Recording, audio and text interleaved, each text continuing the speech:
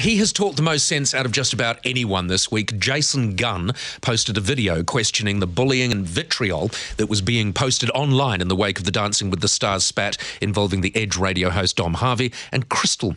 So why are we all so mean online? When I say all of us, I'm obviously not mean online, just basically because I'm not online. Jason Gunn joins us now live from Christchurch. Jason, good morning. Good morning, sir. First of all, thank you for calling me sir. And secondly, it's nice. It's congratulations. Congratulations on doing this. I mean, you bought into this. For what reason? Look, it's just something I just can't stand. Is this cyberbullying? I think it really gets out of control. Like, I've been a victim of it for years, and I know a lot of people have. And I just think it's a simple thing to stop, and it gets too simply out of control. And everyone was talking about the situation, but it had gone to another level, and it's just so ugly. And it was my 2 cents worth on my Facebook page, and I guess through the magic of social media, next minute it goes viral.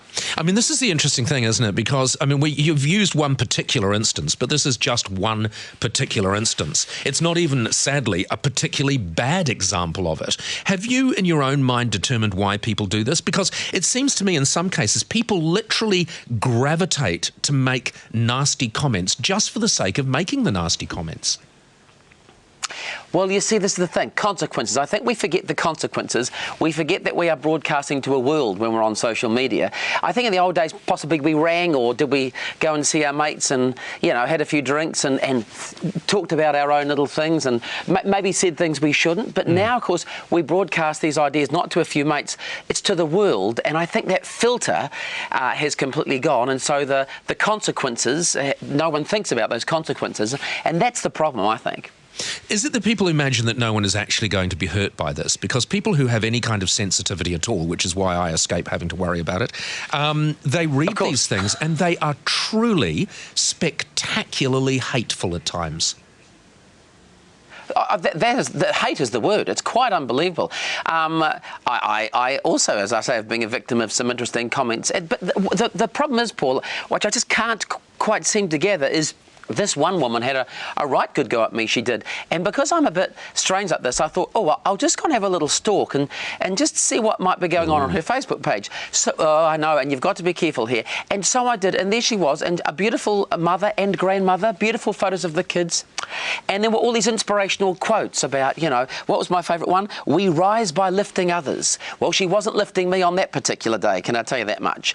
And it's that thing, isn't it? We're very quick to sort of to parade to the world and tell the world how we can be a better people, and then we go about not being so. So I think we need to sort of stop with the hashtag be kind, drop the hashtag, and just be kind. Yeah, yeah.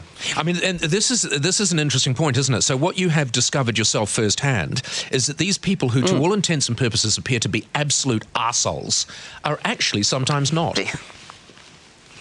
Well, they're not, and I feel for them a little bit, because often those people that victimise are victims themselves, and I'm so aware of that. I mean, sometimes I read the hate, and I just want to say, what's happened to you? I'm so sorry someone made you feel this bad, and that is the truth.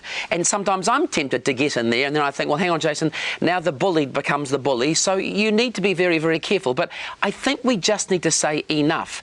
You know, ask yourself, is this the way that you would want your children to be talking to other people? Well, no, it's not. So let's stop doing that ourselves, eh? I actually sometimes wonder if some of these people who write these truly just obsessively hateful things, if they imagine what it would be like if their children actually read what their parents were writing in some of these cases.